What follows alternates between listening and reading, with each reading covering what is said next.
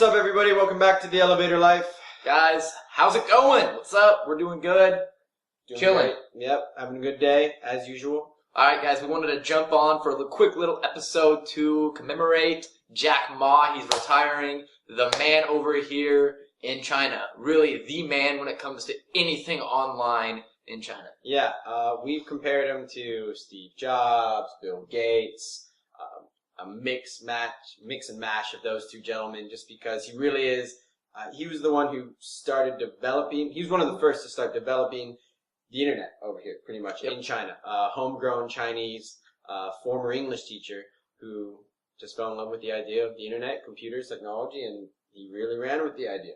I mean, I hope you guys know who he is. If you don't, I will provide some links at the bottom of the video, but this is a guy that you must know about. He's a genius when it comes to innovation on the internet. He brought China from nowhere to prominence. He's affected organizations and entrepreneurs all over the world, from founding his company, Alibaba, who I'm sure all of you entrepreneurs know who he is.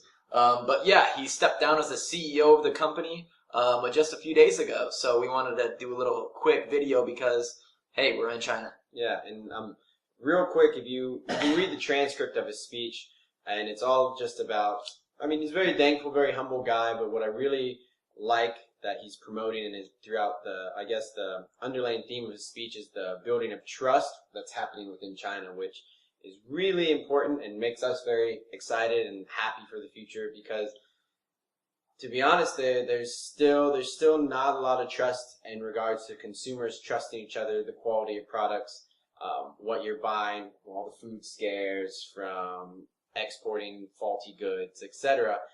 That they're starting to slowly but surely build that trust through one of his websites that he started, Alibaba, and also now what's similar to eBay and Amazon, only it does more than both those combined, only in China, which is Taobao. Yeah, I don't know why we didn't give you a little overview of what he is. He owns Alibaba, Taobao, which is eBay and Amazon combined, and Alipay, which is the PayPal of China. So just gives you a little bit of how big time this guy is. But yeah, he's amazing because he brings a foreign perspective to entrepreneurship in China, which is why he was so successful in the beginning. But we just wanted to talk because he's the father of entrepreneurship over here, online entrepreneurship. Yeah. And he really affects all of our Chinese partners over here. So in the last days, we've been bombarded by Chinese quotes. Oh, he's saying this, all this advice. I'll share one cool one that he did share, which is really interesting for Chinese people over here because they're not very innovative. I don't want to say that, but there's a lot of problems with creativity over here. Yeah. And he goes, when you're looking at a new startup, if everyone thinks it's a good idea, then there's probably a good chance that it's not very innovative, that someone is already doing it. So do not be discouraged when people are telling you that your idea or the project you're working on isn't going to work, because that should give you hope that there is some light at the end of the tunnel, because you're probably the innovative one, the guy that came up with the idea in the first place. So it's an interesting phenomenon here where if they haven't heard of it yet, they'll probably push down the idea, be not too receptive to it. Or not too receptive. They might tell you, that won't work. Yeah, at point blank, no. And then it's funny because then you'll see stuff where they wouldn't think it would have worked 5 years ago, but now that's developed and you say the name, they can recognize it. Oh, yeah, no, that's a great idea. But like Tim said, let's not innovate or pivot this idea. Let's replicate this idea, which China is very well known for doing. So that's why it's really interesting how his perspective on business, as you can see, is that mash of West meets East, and wow, success. Yeah. So we just wanted to give a little shout out to him, guys.